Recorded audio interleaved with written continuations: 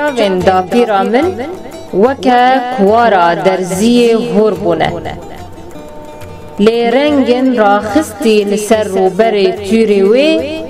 کزوانان به آفرینه گهدارن هیشا کروان ریوتیا رنگان جزنارن دشتا حسنا بر ببابلی سوگن بریه ودچه و لگوند شیرو چند دمجمیران بین ودان دکه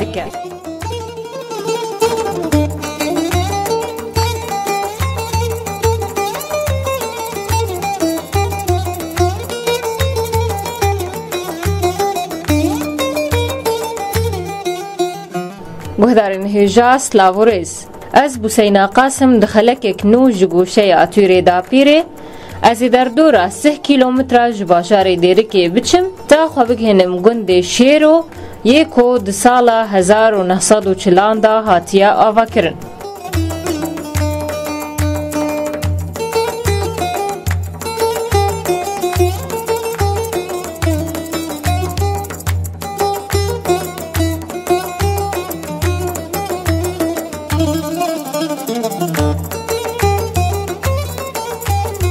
گهدارن هجا بری هر تشتی امیلی پرسینه لسر واتیا ناوی گند بکن و دلی پرسینه مدا و لگوری سپین گند شمردان خویا کرن که واتیا ناوی گند شیرو ندیاره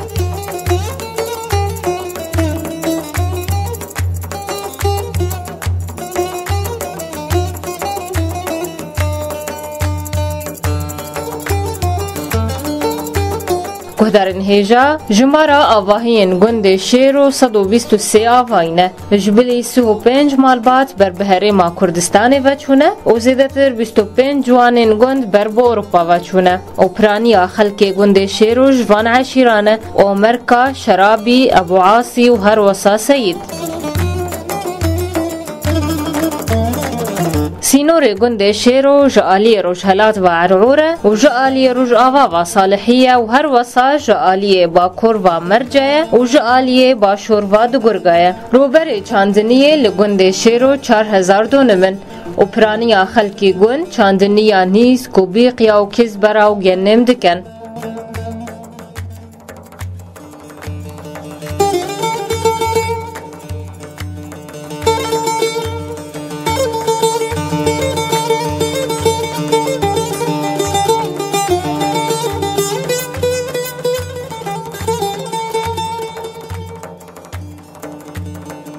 گهدارن هیجا و جالی خوندن و دبستانه کلگند شیرو هیا و جمارا زاروکن یک کلوه دبستانه فیری خوندن دبن 113 زاروکن تولی زاروک گند صالحیه و هر وساود همان مجاره دول سر آست خوندن بلند 20 خوندکارن زانینگه لگند هنه و در دورا 40 خوندکارن زان کوی بجدایا بشه خوا پیدا دبن